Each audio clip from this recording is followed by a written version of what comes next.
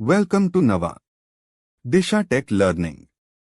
Today we are breaking down API latency. It's an important idea in API. So, what is API latency? API latency is the time from sending a request to receiving the first byte of response. It's one of the core ideas in API. Here are the key things to know about API latency. First, includes network RTT plus server processing time.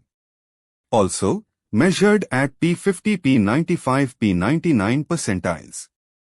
Another key point, typical good values, less than 100 milliseconds P50, less than 500 milliseconds P99 for most APIs. On top of that, affected by geography, cold starts, DB queries, external calls. Finally, critical UX factor for mobile and interactive apps. And that's API latency in simple terms. Come back for another API concept tomorrow.